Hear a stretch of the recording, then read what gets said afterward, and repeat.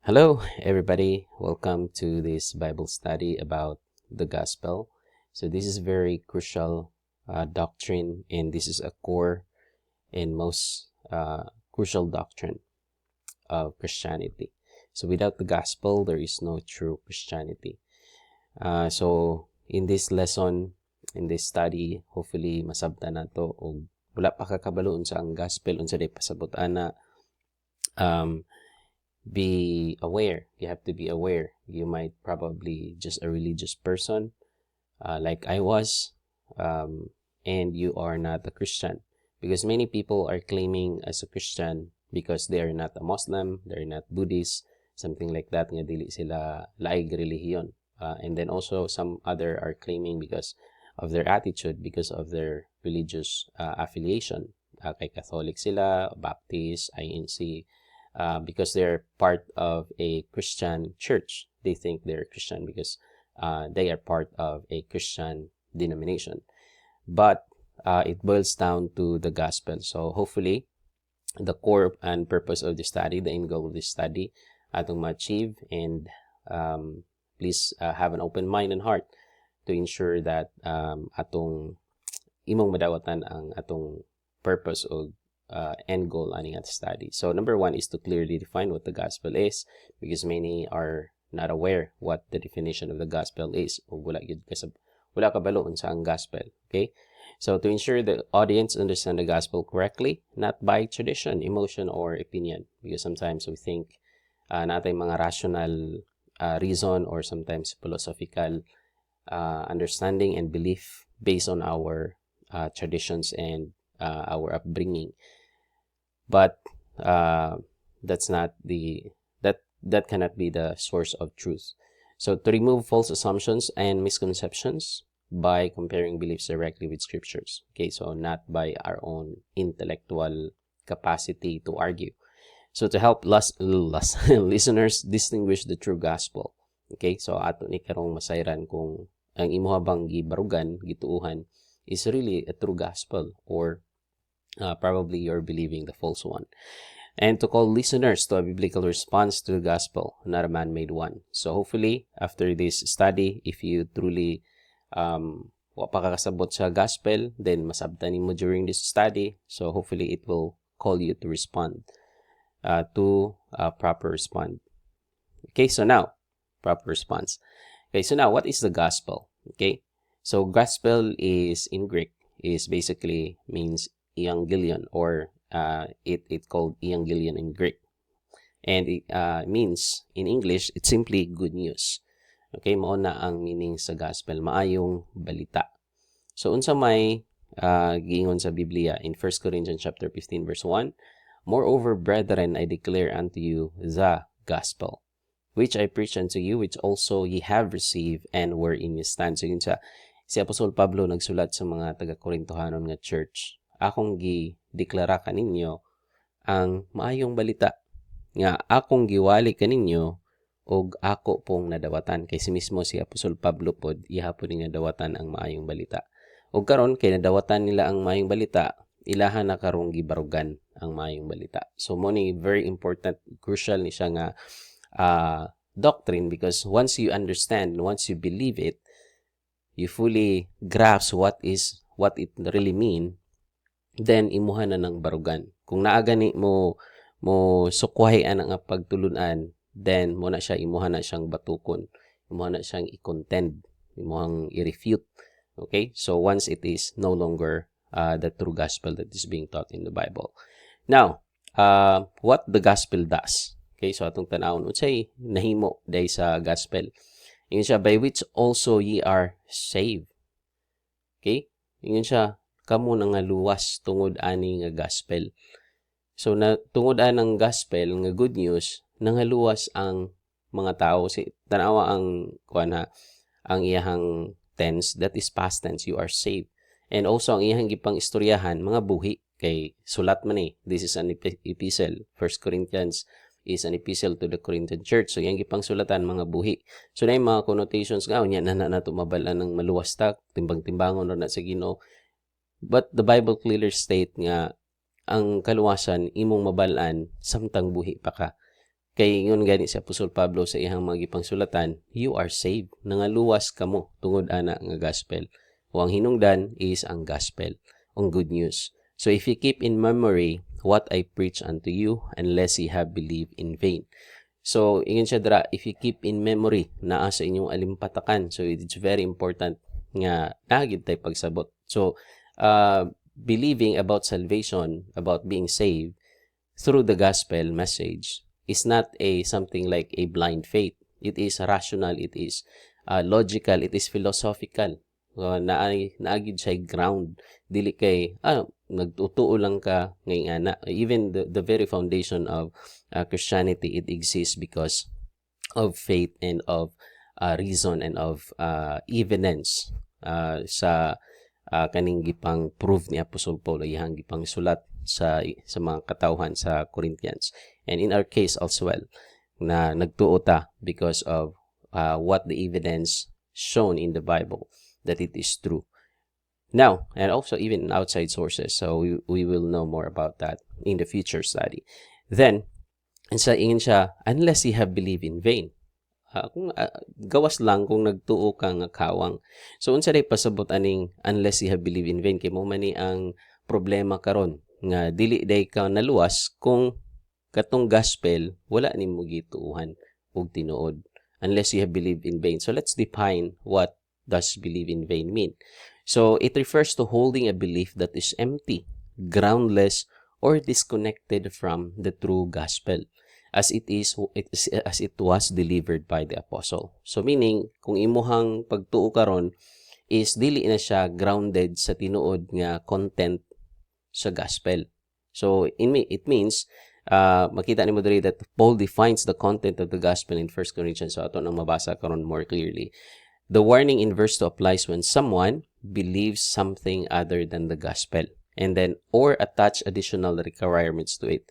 So that means kung naa gani kay pagtuo susama sa daghang mga relihiyon karon nga gina-pursue that you could be saved with your works. You could be saved by your own effort. You could be saved by your own religion. Basta kay membro ka ani nga simbahan, magpa-membership ka, that is the wrong gospel. That means you're attaching additional to what the content of the gospel really is. So, a belief comes vain when it's no longer faith in Christ alone. Kaya ato pa ni gining mas masabtan mas lalom karon.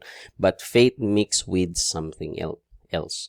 So, there's ang tudlo sa Biblia that salvation is through faith in Christ alone. Ug mato pa ning mas laluman karon kay say attach gyud ipugos gyud sa mga lain-lain nga mga religious belief that work is maintenance for salvation. Works is something like you could add to your salvation, which is never taught in the Bible. Good works are important, not essential. So ato ang mas mapasabtan niya later because that requires digging deeper onto the scripture. So now, para mas masabtan gid nato nganong it is the gospel can save, mo ni ang content sa gospel, mo ni ang sulod sa maayong balita. So what is it? Why Paul said it's good news. Okay, so Bible says in verse 3 to 4, for I delivered unto you first of all that which I also received, mo ni ang sulod sa gospel ng maayong balita, how that Christ died for our sins according to the scriptures. So, si Ginoong Jesucristo namatay alang sa pagbayad sa atong mga sala. This is very important that many know. Daghang nakahibalo nga si Kristo namatay alang sa pagbayad sa atong sala. Pero, because of the doctrines and the teachings of other people which leads to believing in vain that we have talked about before, getting believing in vain in verse 2, believe in vain because they added something to the finished work of the Lord Jesus Christ. Because of their work, because ilahang i-add ilahang mga man-made traditions, man-made belief, man-made mga declaration that is also part of salvation, maintenance of salvation, it becomes vain and it leads to insufficiency sa gihimo ni Ginoong Jesucristo. So many people add doctrines to the salvation, to this good news that makes the sacrifice and the work of Christ insufficient. So muna mo lead into believing in vain. In verse 4 yun siya, and that he was buried and he rose again the third day. So muna ang pinaka-content sa gospel, that Jesus Christ died and rose again. Jesus died for our sin, and on the third day, he rose again. So muna nga naana siya sa ato ang mga phrase o ginatawagan sa mga creed, sa mga apostles.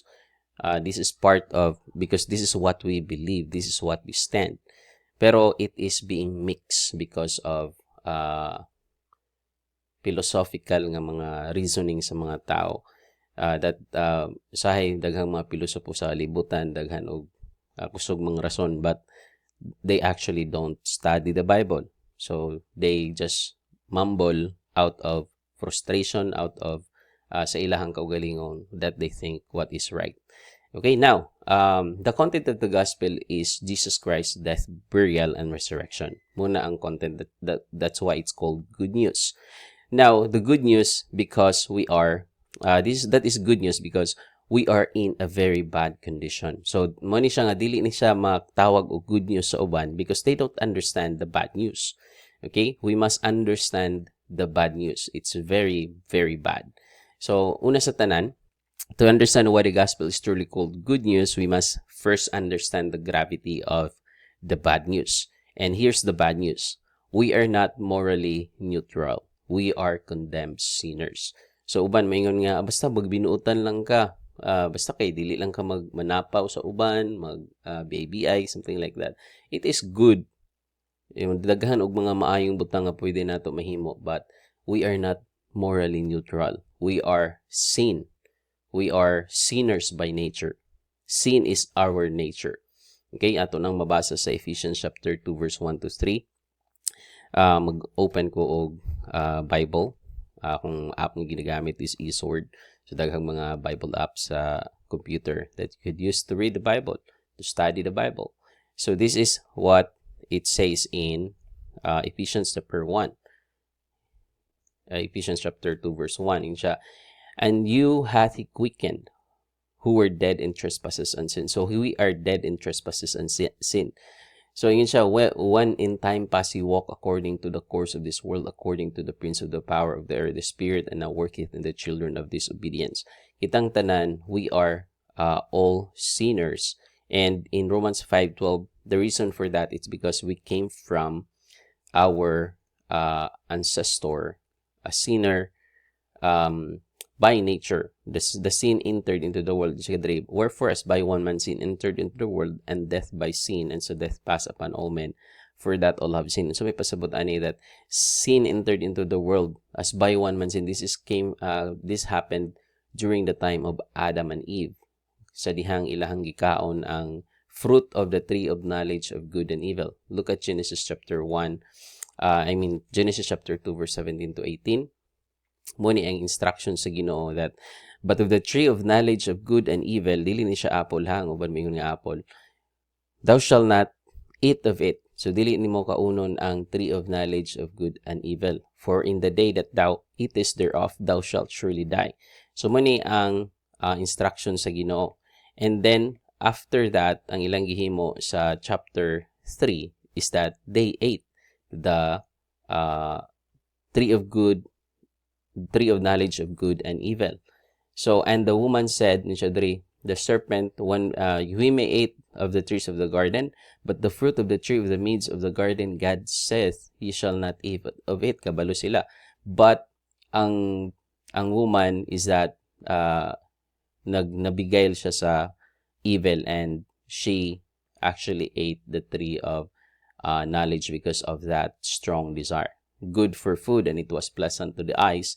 So notice that it is the devil is actually leading us or using our desires to allure us to the good things of life better than what God already provided. So mo ni siya ang problema karon, that how sin entered into the world. And by the way, this actually kaning giingon dito sa pulong sa Ginoo nga thou shalt truly die. Ang gipasabot ato is separation from God. It also includes death, but a physical death, but physical death comes after the spiritual death. So meaning mo ni karon nga mga matay tang tanan, basically ang death nga gipasabot dito sa word of God is threefold death. Una is spiritual death, that we are separated from God, muni nga nahimulag na ni sila sa Garden of Eden. Wala na sila nakigkuyog sa Ginoo after they have sinned. Notice in verse 21, verse 23. Tanawa, therefore the Lord God sent him forth from the Garden of Eden to till the ground from whence he was taken.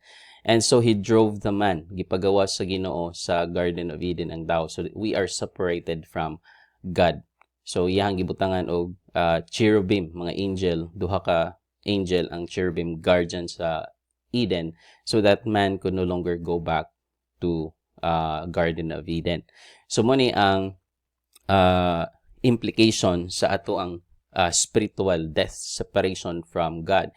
And physical death is that we are going to die physically because of sin. That's why our body is corrupt. That's why our body could get sick, and also naagyoy utlanan. We could not live forever. And the third implication or meaning of death here that is being taught is eternal death, the second death, which is the final judgment for those who stay being a sinful person, kung magpabilin ta sa atong sala because we don't trust the way of the Lord for salvation. So muni siya karon, makita nato sa mga pulong sa Ginoo that we are sinners. And ako lang idugang, by the way, during the time diri sa pag-decide sa tao to eat the tree of knowledge of good and evil, it's actually implying this is a test of faith. This is a probation sa tao whether he will select kay ang gitugon man gyud sa Ginoo sa ato as mankind in Genesis chapter 1 verse 28, diba, is and God blessed them, and God said unto them, be fruitful and multiply and replenish the earth and subdue and it have dominion. Have dominion over the fish of the air, a piece of the sea, over the fowl of the air, and over every living thing that moveth upon the earth. So basically, God wants us to have dominion, meaning we are to rule over, or dili rule over nga kuan, it implies co-management of the creation of God. Nga kita makig-uban ta sa pakig himo or pagdominar or pagmanage sa gihimo sa Ginoo nga mga good. Makita nimo diri, this is account of creation, and God gihimo siya light, mga tanan nga mga gi-create niya sa kalibutan, including animals at the 6th day, and also mankind on the same day, 6th day.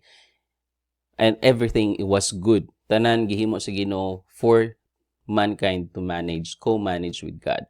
So ang problema karon is that there is a probation nga gihatag sa Ginoo. Ug kani nga probation is that this is a tree of knowledge of good and evil, diba?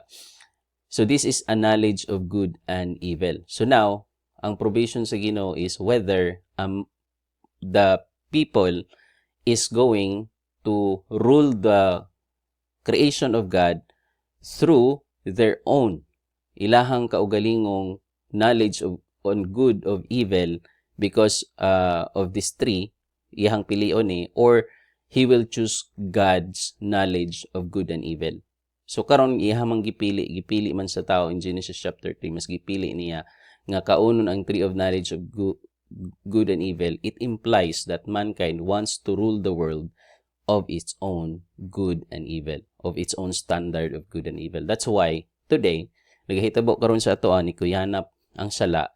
Now we have rules and regulations all over the world, but still ang end result is destruction. Muna siya nga mubalik ta dito sa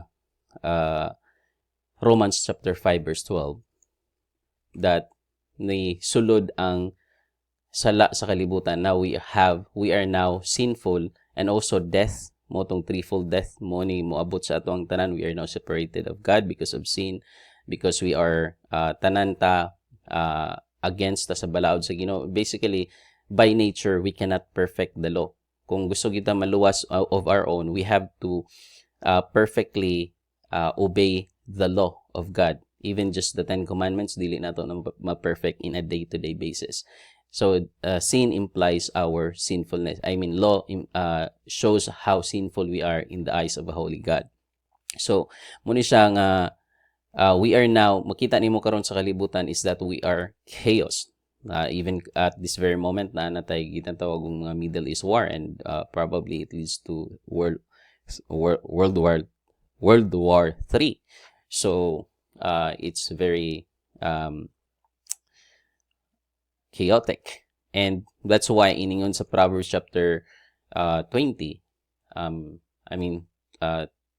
14 verse 12. In siya diri, there is a way that seemeth right unto man, but the end thereof are the ways of death. So ang tao muna siya nga daghan ta og mga kaugalingon nato nagtungod sa ato ang pagpili sa pagrule sa gihimo sa Ginoo, from the tree of knowledge of good and evil, we are no longer desiring, wala gipili sa tao nga makig-uban sa Ginoo to rule his creation with his wisdom. We are now ruling the world out of our own wisdom, out of our own standard of good and evil. Muna nga makita nimo sa kalibutan, we have different ideologies, we have different advocacies of what is right and wrong. We create our own framework of what is right and wrong. So therefore, there is always kinsay tama sa ato ang tanan. So walay dili ta mag-abot without the true standard of righteousness of God. So we have no basis framework of what is right and what is wrong. Based kay magbase man ta sa atong kaugalingon isa-isa sa atong as human being, even collective human beings, sa atong tawag anang ato ang mga culture. So cultural nga standard. So naa na tay kaugalingon nga mga righteousness nga standard of righteousness, which is naay uban ni match sa righteousness sa Ginoo, but not ultimately, because we are all sinner. But this all leads to our sinful nature. So makita nato karon that we're all muna ang resulta sa ato ang sin nature. So sin is our nature. So don't be persuaded, or don't kuan nga sa mga tudlo sa internet that you are good, you are a good person. We are all condemned sinners sa mata sa Ginoo. That is the truth that has been taught in the Bible. We are all sinners. No matter how good we are, mabasa na to sa Ecclesiastes chapter 7, we are all sinners. Even sa Romans chapter 1, Romans chapter 3 verse 10, you will notice that at is written, there is none righteous, no, not one, because we are all sinners. And even in Ecclesiastes chapter 7 verse 20, there is not a just man. Walay matarong sa kalibutan nga naghimog maayo nga wala makasala. So we are all sinners and we are all condemned. Okay? So muna siya ang atong sitwasyon sa mata sa Ginoo. That is bad news. Secondly is that God's law exposes our guilt. It does not make us righteous. Tanawon nimo kay maingon man ta nga ang balaod ay mugtumano lang din ako ang balaod. Notice that Romans chapter 3 verse 19 to 20, the law actually reveals our sinfulness. Now we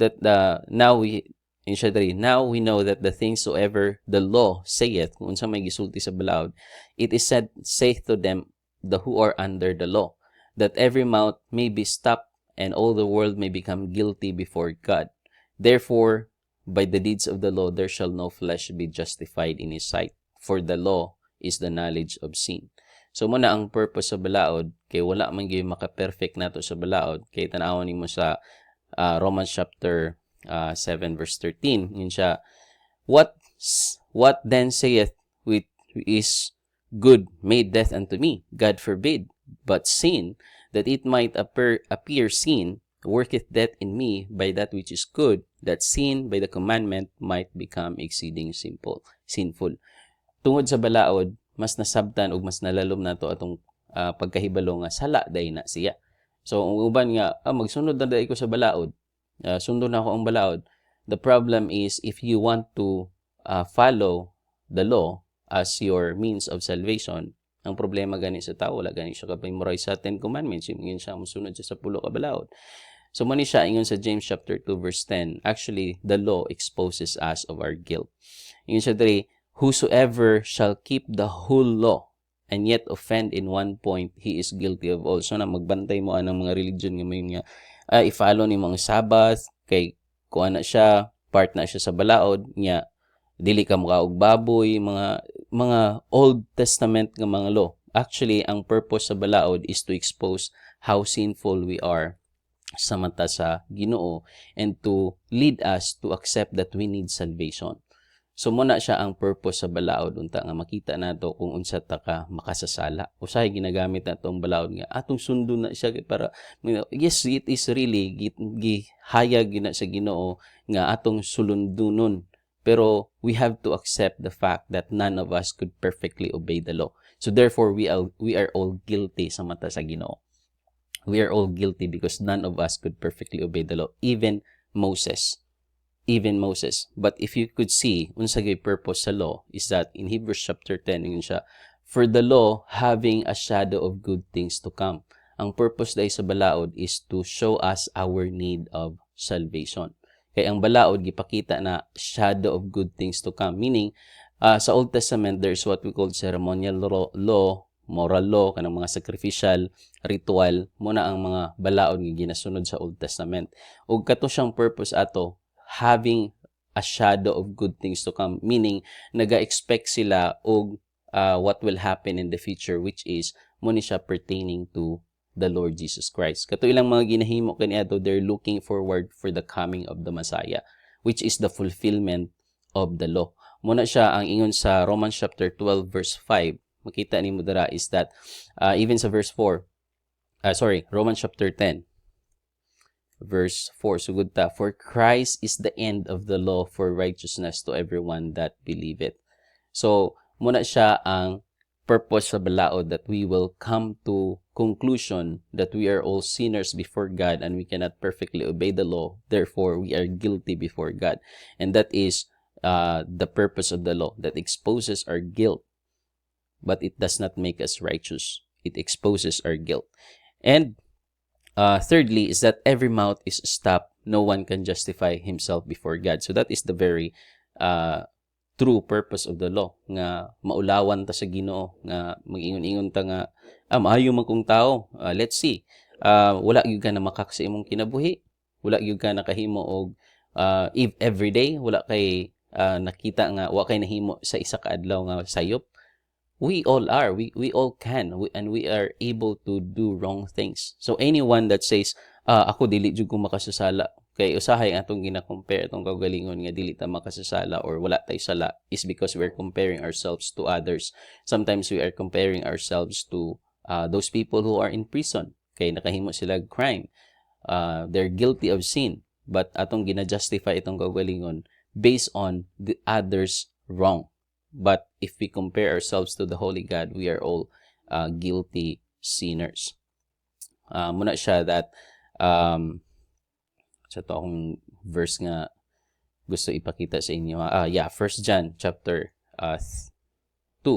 Yun siya sa 1 John chapter verse 1 to 8. Yun siya dari. Chapter 1 verse 8. If we say we have no sin, we deceive ourselves and the truth is not in us. Baka kunta kung mayong tangawa kang kasala. If we confess our sin, He is faithful to just to forgive. And by the way, this is a verse for those who are already believers of the Lord Jesus Christ. This is not for unbelievers.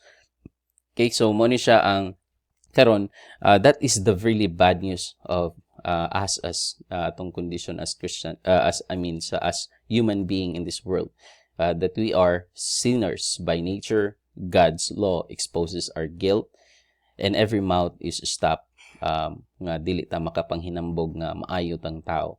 So that is number 1, bad news. So truth is we are sinners by nature, and the law proves it. Secondly is our standing, is that we are guilty, dead, hopeless, and helpless. So sin leaves us unable to save ourselves. We are guilty before a holy and just God. Okay, so guilty ta sa mata sa Ginoo. And we are spiritually dead, not spiritually sick. So we are dead in trespasses and sins. So because of sin, okay, we are dead spiritually. And no human effort, morality, or law-keeping can satisfy God. So kumbaga, whatever atong ginapaningkamot nga ginahimo to satisfy the standard of righteousness of God, dili gyud makaabot sa himaya sa Ginoo. Mo na ingon sa Romans chapter 3 verse 23, for all have sinned and come short of the glory of God. So wala gyoy mahimo nato nga makasatisfy sa Ginoo. Look at Romans chapter 3 verse 23, that we have sinned and come short. Dili ta makaabot sa standard sa Ginoo. And even Galatians chapter 2 verse 16, ingon siya dira, knowing that a man is not justified by the works of the law, but by faith in Christ Jesus. So mo ni siya mulid unta ning kay atong na-conclude nga dili nato luwas atong kaugalingon sa pagtuman, kay wala man gyud matuman at makatuman nato perfectly sa balaod. It leads us to believe, or it leads us to conclusion that we are all guilty sinners before God. And so we need rescue, not reform. So mo na ang problema sa tao karon, kay mangin siya nga bag-uhon sa nako ang kaugalingon. We can't reform ourselves maskin pag unsaon nato pagbago atong kaugalingon sa mata sa Ginoo. We are still sinners, so we need rescue. Wala nagapangayo ang Ginoo sa imong nga magbag-o ka sa imong kaugalingon without Him. You need first to be rescued from sin and not reform, because once you're rescued, reform follows. So ang problema is ginabali nato ni siya magbag-o sa ako moduol sa Ginoo. The truth is we need God first. We need to know Him and His will and His salvation before we could be reformed. And only God could reform us. Dili lang kay physically, dili lang ato ang outwardly, kundi internally, and also our eternal destination. That's what we needed, rescue. So number 3 is that without a Savior, judgment is avoidable. So ingon sa pulong sa Ginoo in Isaiah chapter 59 verse 2, itong basahon.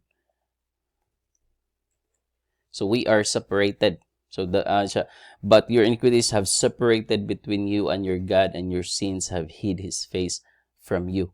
Nahilayo og nahimulag ta sa Ginoo because of our sin. So mo ni ang kamatuoran that we have to realize nga problema nato as mankind. We are separated, so we need a Savior, we needed a rescue. So God's righteous wrath remains on the sinner. So basahon nimo na sa sa John chapter 3 verse 36. Ingin siya dira, he that believeth the Son hath everlasting life, and he that believeth not shall not see life. So dili ka makakita sa kinabuhing dayon, but the wrath of God abideth in him. Mao ni ang tinuod karon sa ato kung dili ta maluwas, kung dili mabayran na atong sala, ang kasuko ug aligot-got sa Ginoo nagasunod-sunod sa ato. And Romans chapter 1 verse 18, ingin siya diya, for the wrath of God is revealed from heaven against all ungodliness and unrighteousness of men who hold the truth in unrighteousness. So mo ni ang atong condition. Without a Savior, we are condemned. And also, the wages of sin is death.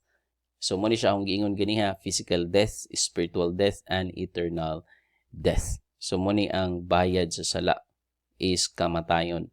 That's why we are all condemned sinners. We are bound to hell without a Savior. So therefore, the scripture concludes, and the teaching concludes of the Bible's teaching concludes that we are all guilty sinners and need a Savior.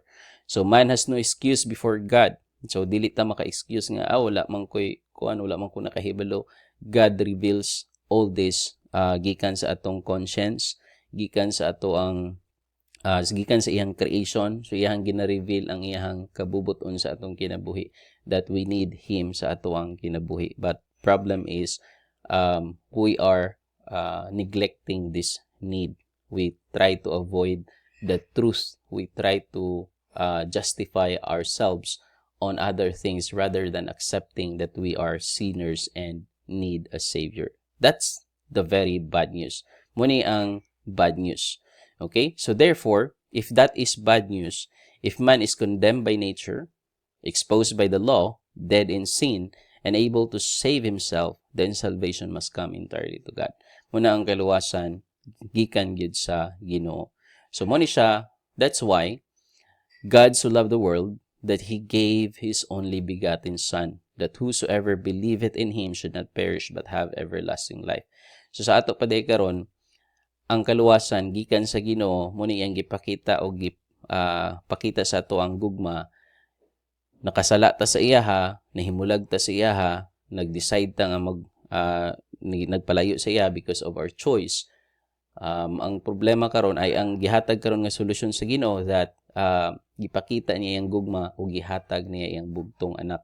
O katong mutuo kaniya, whosoever believeth in Him should not perish but have everlasting life. That is the heart of the Bible, that God gave His only begotten Son. Muna siya nga ron ang good news. That even though we are hopeless, we are helpless because of sin, because of our condition, we cannot save ourselves, God gave us the solution. That whosoever believeth sa iyahang bugtong anak, what the Lord Jesus Christ did, yun dito sa gospel, di ba? Christ died for our sin. If you believe that He died for your sin, and that on the third day He rose again, yun siya, should not perish but have everlasting life. So that's the very essence and the message of the gospel. And then yun pagid sa Romans chapter 5 verse 8, but God commended His love toward us, in that while we were yet sinners, Christ died for us. So despite nga kita mga makasasala, God gave us a way of salvation, and that is the Lord Jesus Christ dying and shedding His precious blood at the cross for our sin. So, before we go to this warning, this is ako lang yung makuha sa inyo, is that if you are not sure of your salvation, the uncertainty lies on your unbelief of the sufficiency of the Lord Jesus Christ's sacrifice. Kung dili ka makasiguro sa imong kaluwasan, mostly because you have been believing the lies that you could be saved by your own way, by your own religious effort. So kung nagatuo ka ni Ana, you have to repent. You have to change your mind. You have to accept what the Bible has said. We are all guilty. We're all sinners. We cannot save ourselves. Therefore, I have to put my trust. You have to put your trust on the finished work of Jesus Christ. He is the way, He is the truth, and He is the life. Dili imuhang simbahan ang makaluwas, basin asa ka nagasulod ka ng simbahan. Dili makaluwas yung pagka-relihiyoso, maskin pagkapila ka nagsimba sa imong simbahan, basig nagtuo ka nga makaluwas na. Dili nakaluwas yung bautismo, basig nagtuo ka nga ang bautismo nakaluwas. All those things are important. Mga maghimo kag maayo, but those are not the reasons or cause of your salvation. The cause of your salvation is your faith and understanding nga ikaw makasasala, kita makasasala, nanginahanglan tag kaluwasan, and therefore we need a Savior, and so you put your trust to Him. You are going to put your trust onto the Savior, not to yourself a sinner. So muna ang gipangayo sa Ginoo sa atua, that we have to put our whole confidence and whole faith and trust to the Savior. Nga siya nagluwas sa atua, iyan ang gibayran ng atong mga sala. That's the very point of teaching of the Bible, to show us that we are sinful and that we need a Savior. And so put our trust to the Savior, not to ourselves and or on our man-made policies and anything that would make the sacrifice and work of Christ insufficient and incapable. Okay, so that's it. Ang gospel mo na ang gospel. So the call for you is repent.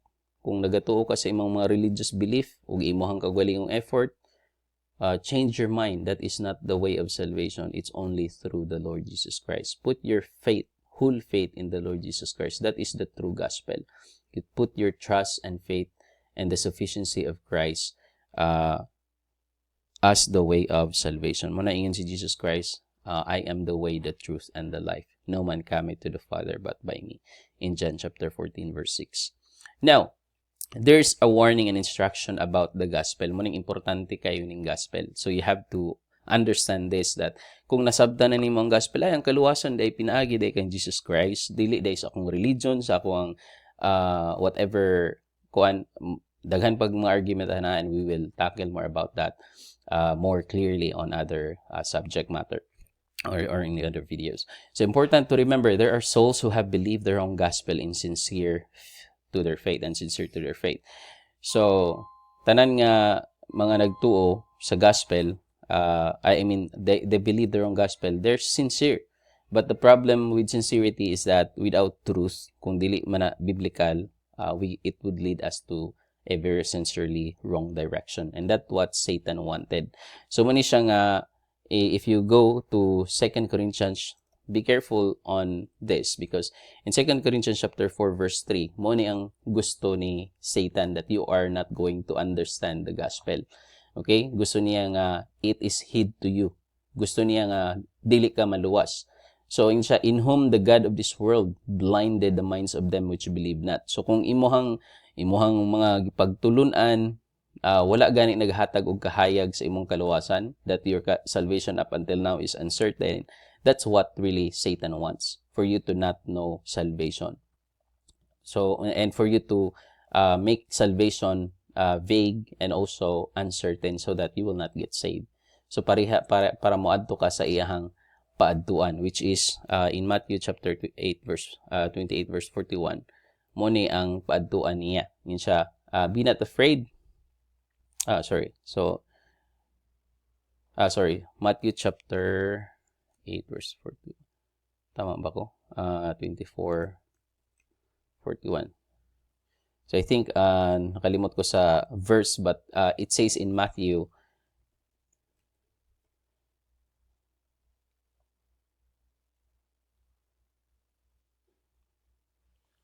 okay, so I forgot the verse, but it says that the paadtuan ni Satan and his angels dito sa everlasting damnation.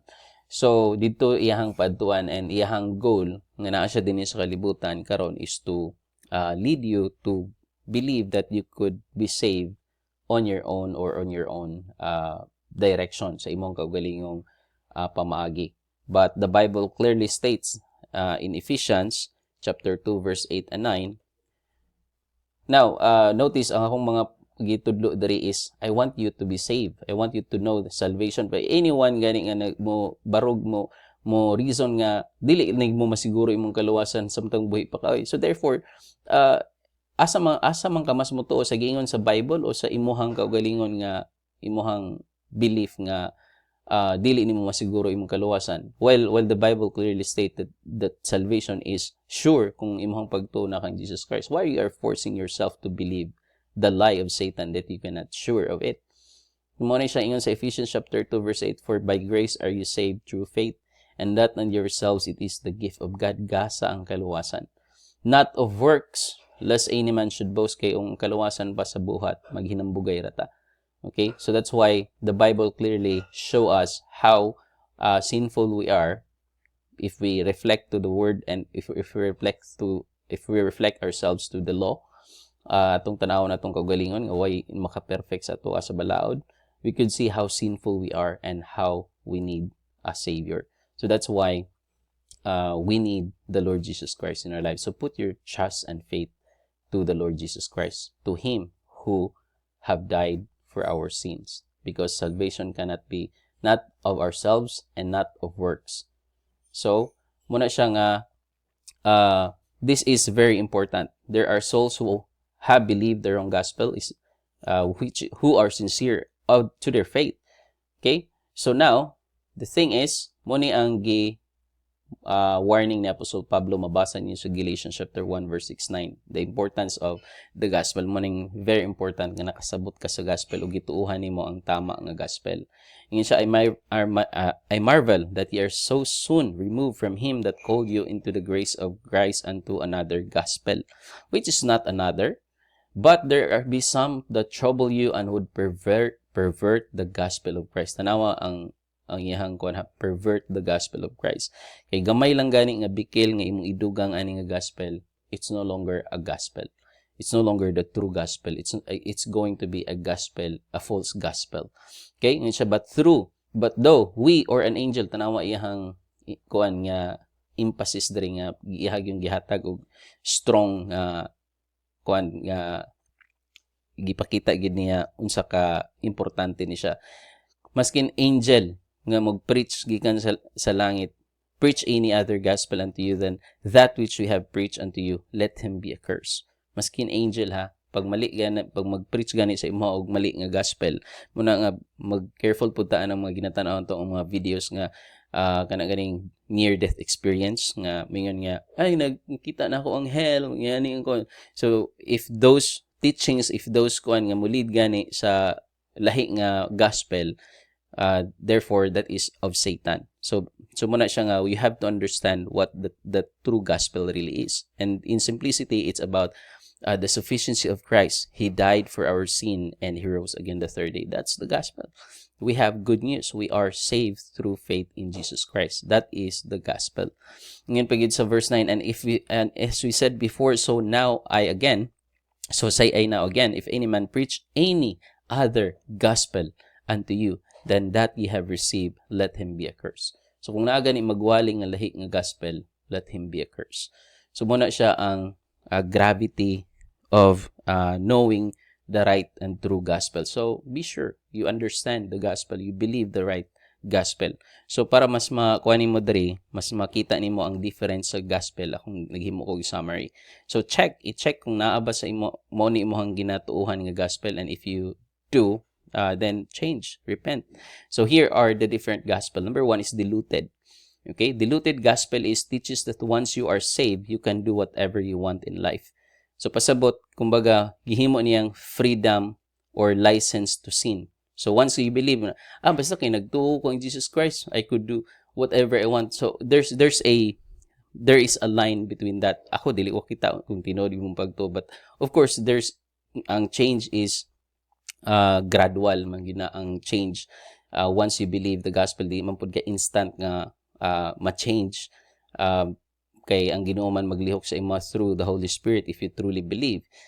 But using it as a license to sin, license to do whatever you want, nga para kay imong ginarason as kwan, that is a diluted.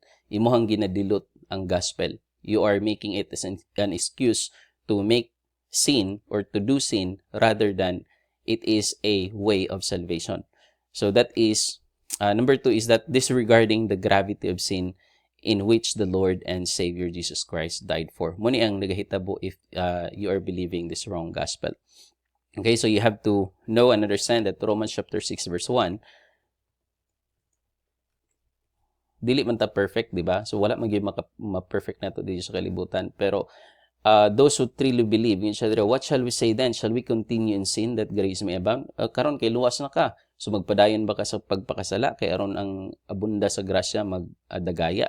Yun siya, God forbid, how shall we that are dead to sin live any longer therein? This is not implying sinless imperfection. Wala man gyud sinless sa ato adari sa kalibutan.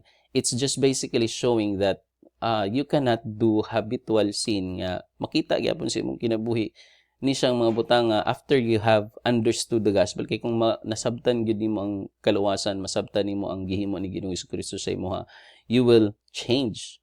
Bag-ohon gyud ka sa Ginoo.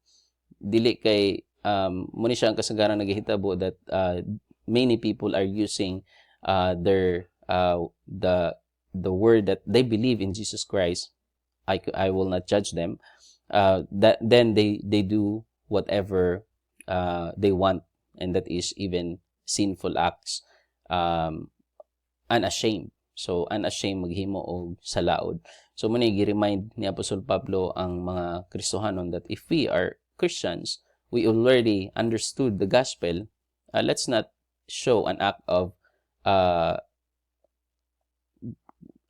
our old nature. Yang gina-emphasize diri atong ginakuan ato ang karaan nga ginahimo, because in 2 Corinthians chapter 5 verse 17, baguhon ka sa Ginoo once you believe in the Lord Jesus Christ. So therefore, dili na ta magkinabuhi sa kinabuhi nga atong ginakinabuhi dati. Like for example, we are kusog ka ita hubog, kusog ka ita magbisyo, naa ka sa ingana nga mga habits, the bad habits that you are showing in your life, imong gina-display sa imong kinabuhi.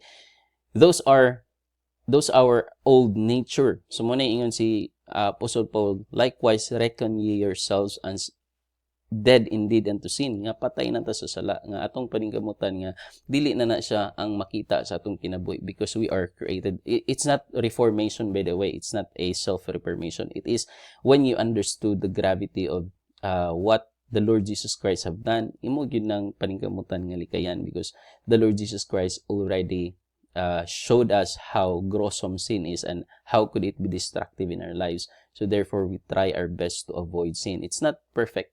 It's not sinless perfection, but we strive to be holy while we are here in this world as a Christian. So this is a diluted gospel. If you're believing that nga imong buhaton imong gusto just because you say you are already saved, you are diluting the gospel. You are trying to make it as a license of sin, and that is wrong.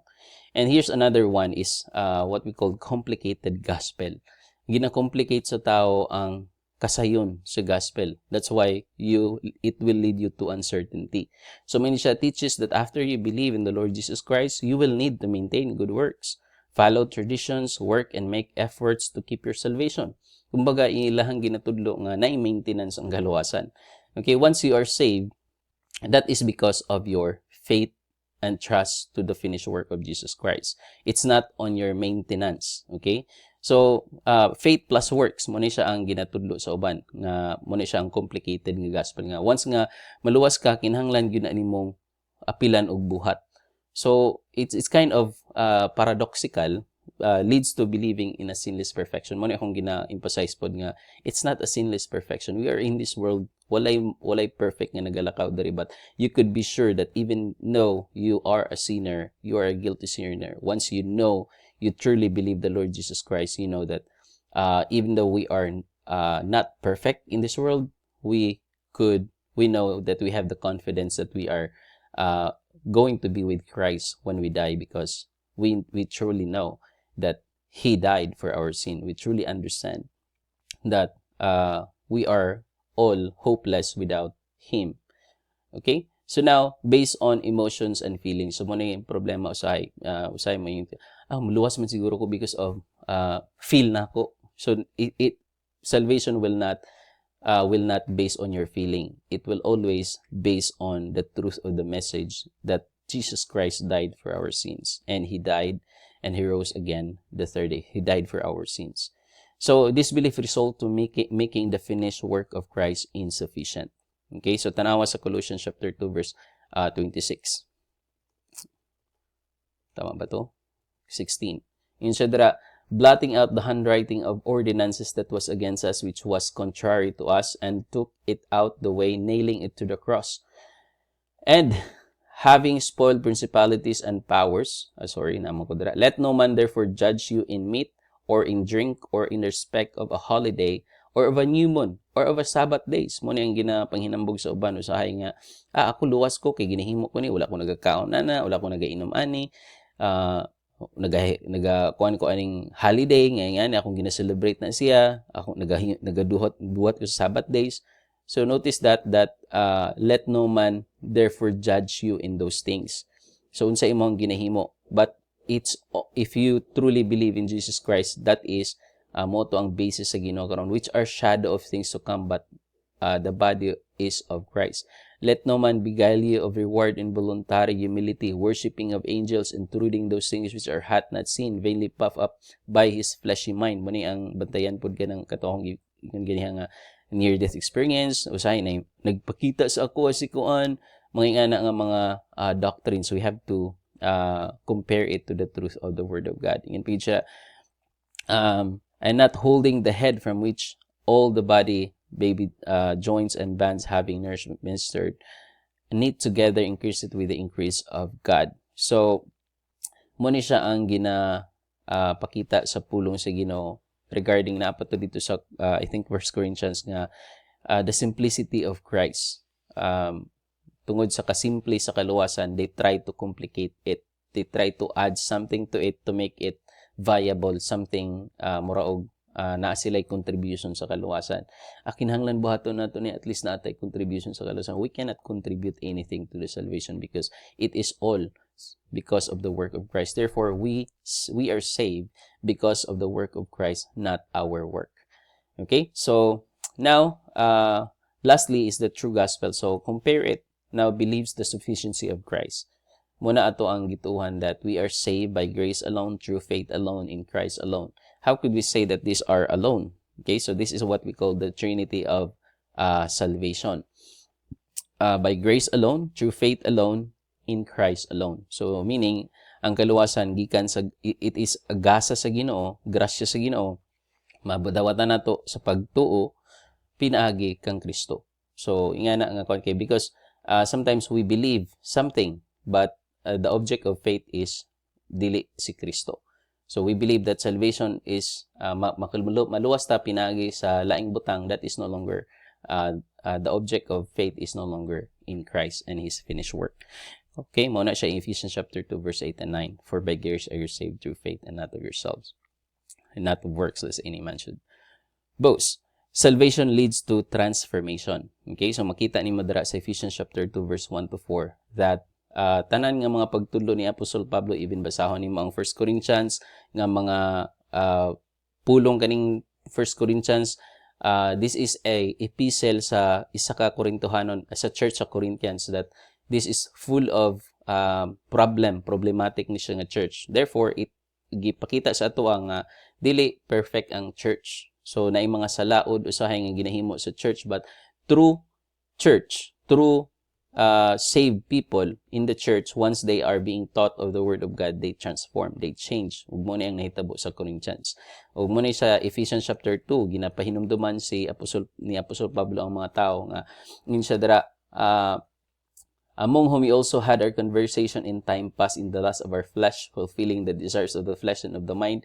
Muni kita, sa dihang dili taluwas o dili ka anak sa Ginoo, muni imuhang ginahimo, muni atong ginahimo kaniadto, unsay atong gusto, asa ta gusto mo laag, asa ta gusto mo magkigbarkada, unsay atong gustong buhaton sa kinabuhi. We do it without wala tay pakialam, basta kay ang importante is our happiness and joy. Muna atong gina-fulfill o gina-please nato ang ubang tao. That's for the sake of our self-satisfaction. So muna siya ang gi-emphasize ni Apostol Pablo diri nga ing ana mo kaniadto. Pero karon nga naluwas na mo, kung nakasabot mo sa gospel, you believe the Lord Jesus Christ, gibuhi na ka sa Ginoo, and now you are changed. Muna nga ang mga pagtudlo sa Biblia is to walk with the Lord Jesus Christ. Okay, so muni ang ginahimo nato karon as Christians nga naata diri sa kalibutan. Kung sa kaluwas, nagapaningkamot ta dinhi sa kalibutan og himo sa gusto sa Ginoo og kabubuton sa Ginoo, living a new life nga mahimo tang suga sa katilingban, kay mao man ay sugo ni Jesus Christ sa Matthew 5:16, not to be saved. Dili ta nagahimo ato to be saved, but for to be the light. Dili to be saved because we are saved. Kay luwas na ka, nagahimo na ka atong mga butanga. Muna ingon ni Jesus Christ sa Matthew chapter 5:16, kung anak na ka sa Ginoo, mahimo tang suga sa katilingban. Dihimo na tang suga diri sa katilingban. Magbag-o ka, pinaagi sa mga pagtudlo sa pulong sa Ginoo, imong tuuhan ang pagtudlo sa pulong sa Ginoo rather than make it as an enemy nga magbut-but man ka sa ko ang mao ni ang ingon sa pulong sa Ginoo. Kung anak na ka sa Ginoo, magtuto ka ni Jesus Christ, we are now doing what the Lord unsay gusto niya sa ato ang kinabuhi. Dili tong ato ang gusto, dili tong atong kanunay nga ginatinguha nga pareha sa atong ginahimo. Kung mao pa ni atong ginahimo karon, magbuot ta sa atong kagalingon. Gusto ko mag-inom, gusto ko magkigbarkada, mo na atong gasagaran nga excuses atong kinabuhi nga wala man ko nagpatay sa uban, wala man ko naghimo og dautan, atong gina-excuse atong kagalingon just to justify ourselves and to get away ourselves on fulfilling our desire and lust sa ato ang flesh. So, again, we are dili man ta perfect. Naay gusto sa Ginoo kanunay ta nga nagapadayon ta to repent once you truly believe and understood the gospel. So, ordinances, traditions, reasons are important mo ni ang mga tao nga nagatuo sa true gospel. Ordinances, traditions, mga maayo na silang butang, important na sila. Dili na sila nato gina-neglect. We are following those, but we are not following those to be saved. We are following those because there are important institutional nga mga gikan na sa mga pagtudlo sa pulong sa Ginoo, ginasulod na for order and get away from chaos because God is a God of order. Okay? So you work because you are saved, not to be saved. So mani ang truth nga kung nagtuo ka sa tinuod nga kaluwasan nga si Jesus Christ lang gyud ang nagbayad sa mga sala, nga siya ang atong kaluwasan, nagabuhat ta din sa kalibutan, nagahimo ta unsay maayo unsay iyang kabubuton, dili kay para maluwas. Nagahimo ka ng mga butanga tungod kay giluwas na kaniya. And that, my friend, are the three different gospel condition or different atong tawag types. So tanawa imong kagalingon, asa ka nagatuan eh? Are you still believing the complicated gospel or you are complicating it yourself? Are you believing or you are diluting the gospel or you are those who in the true gospel? So unsay result ani karon? So, and by the way, believes that there's a chastisement to the erring believers. So, mo lang itong bantayan kung tinuod ka nga magtuto ni Jesus Christ, you will be chastised if you are erring. So, erring ka nang nagahimo ka o nagakontinue ka sa, di ka nagasubay sa kabubuton sa Ginoo, you will reap consequences and chastisement kagikan sa Ginoo. I've been there. Tanan siguro nga mga Kristohanon nga, and probably kung naay mga ginahimo na to nga mga salaod, wala ta nagapangayo og pasaylo sa Ginoo, knowing that ikaw giluwas na sa Ginoo, gibayran na niya imong mga sala.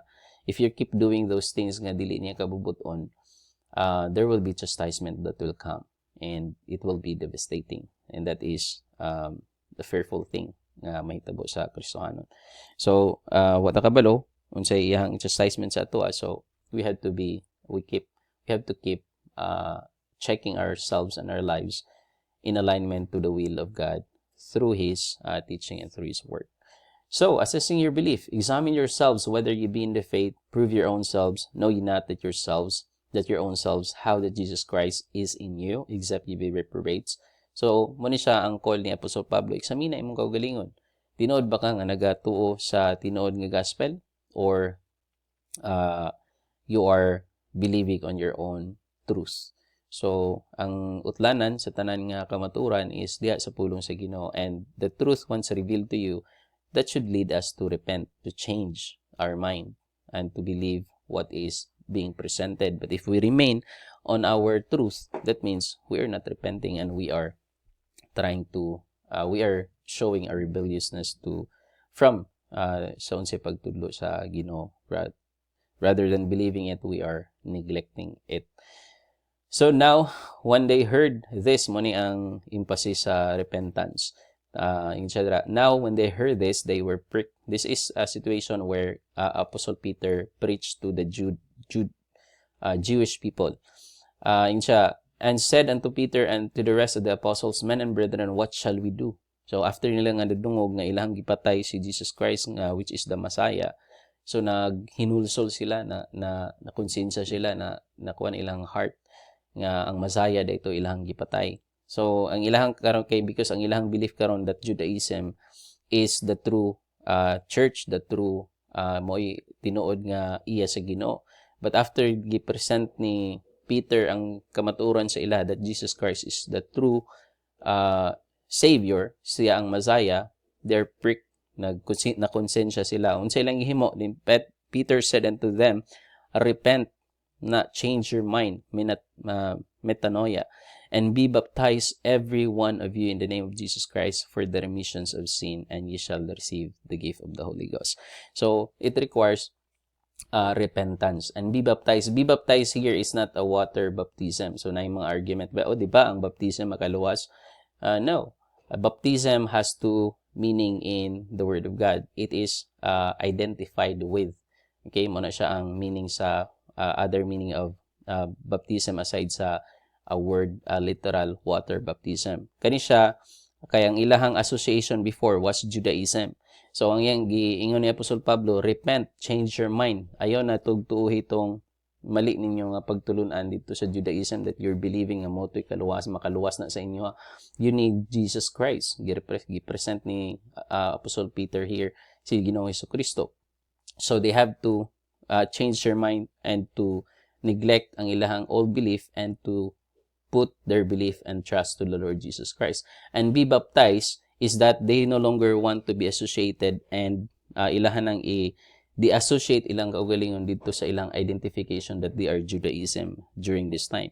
And they have to identify themselves as Christ believers. So muna siya identified with Christ. Be baptized. Be identified with Christ. Muna ang iyaha karong gi-emphasize dia because they're once in their religious belief. Now you are onto the identification that you are now a believer of the Lord Jesus Christ. That's why many of them had been persecute, gipatay because of their belief in the Lord Jesus Christ. They are now identified as Christians and therefore they're being persecuted during this time sa ilahang journey of belief in the Lord Jesus Christ because before rampant ang persecution sa mga Christians from their religious belief, in their Jewish belief before as well. So mani ang naghitabo during this time sa ilahang kinabuhi as mga early Christians. They died for their faith. So that is what we called, that is what we needed. So examine yourselves and then repent. Be baptized, be identified with Christ. Okay, so ayaw pa-identify nga ani ko really I am a Christian because I am part of this clan, but you are a Christian truly, sincerely, if you truly believe the true gospel.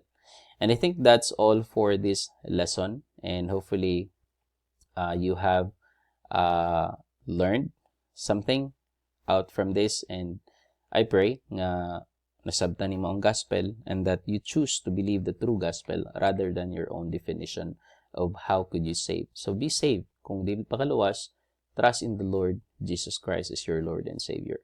He is sufficient enough. His sacrifice on the cross is sufficient. Daghan pa og mga lessons that will give you more confidence that the Lord Jesus Christ is the one you need, not our religious affiliations. Importante na silang mga butana. Again, importante ang atong religious affiliations, importante ato ang baptism, importante ang ato ang paghimo og maayo dinhi sa kalibutan.